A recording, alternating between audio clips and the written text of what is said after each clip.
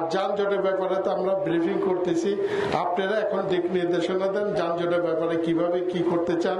এই যে আমরা কষ্ট করতেছি আজকে 7টা দিন যাবো, আপনারা যেটা অন্তত ময়দাটা পেলেন না, আপনারা আপনাদের দোকানে দেখে রাখেন, বাসে যাওয়ার সময় দোকানের সামনে রেখে যাবেন, সকালে সেখানে নিয়ে যাবেন। আপনারা যদি এই সহযোগিতা করেন আমার ড্রেনেজটা পরিষ্কার থাকবে, পিটগুলো ভালো থাকবে, নাহলে এই পিটগুলো আস্তে আস্তে জমে মাটি হয়ে যায়, কার্টুন ভরে ড্রেন বন্ধ হয়ে যায়, তখন অল্পতে পানি আসলে রাস্তাঘাট ভরাট হয়ে যায়। তারপরে আমরা আরেকটা জায়গায় গেলাম, ওই জায়গায় যা দেখলাম মসজিদের চিকন গলি, ওটা ইলিয়াস ভাইয়ের গলিটা দেখলাম, ওই জায়গাও একই সমস্যা।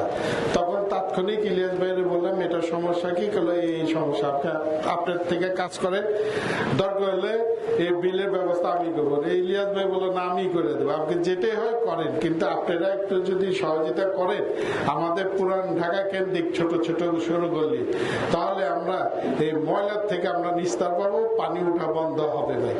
আর যানজটের ব্যাপারে তো আমরা ব্রিফিং করতেছি, আপনারা এখন দিক নির্দেশনা দেন যানজটের ব্যাপারে কিভাবে কি করতে চান। অলরেডি চকবাজার 25 জন ভলেন্টিয়ার নামাইছে, বাদামতলী ফারুক ভাই আছেন এখানে, তারপরে সিরাজ ভাই আছেন, ওনারাও বলবে। আপনারাও আরো সহযোগিতা না করলে আমরা পারবো না। ট্রান্সপোর্ট লাইনে যারা আছে আমাদের তাজু ভাইও কিছু বলবেন, বংশাল থানা, কারণ ওনার হাতে নয়া বাজারটা। আপনারা যদি সহযোগিতা করেন ইনশাল্লাহ আমরা যে ট্রাকটা কোথায় রাখলে ভালো হয় আপনারা জায়গা দেখান, ওইখানে আমরা ট্রাক রেখে তারপরে আমরা রাত্রে আস্তে আস্তে আনবো। একবারে তো ট্রাক ঢুকলে জাম হয়ে যায়। এটা কিন্তু শুধু রোজার মাস না, এটা কন্টিনিউ প্রতি বছর, মানে প্রতিদিন আমরা সেই ব্যবস্থাটা করতে পারি। আমরা কোন জায়গায় করলে ভালো হয় আপনারা দিক নির্দেশনা দিবেন।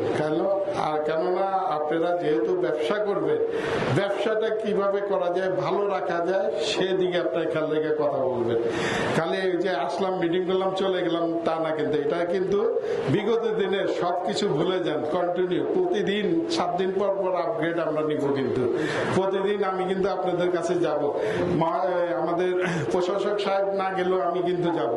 কেননা যাব ভাই, এটা আমার নির্বাচনী এলাকা, আমি জনগণকে জবান দিয়েছি যানজট মুক্ত রাখবো, সন্ত্রাস মুক্ত রাখবো, চাঁদাবাজি মুক্ত রাখবো, পয় নিষ্কাশন পরিষ্কার রাখবো, আমি এই চেষ্টা করব।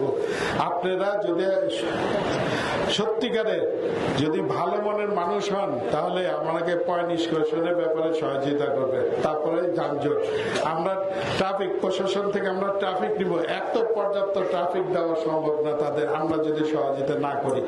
আমরা যেদিনই ডিসিপ্লিনে চলে আসবো ইনশাল্লাহ আমরা সবকিছু করতে পারবো। এখন আপনারা আপনাদের মনের কথা কেউ যদি বলতে চান বলেন, আপনারা কিভাবে কি করবেন। আসসালামু আলাইকুম।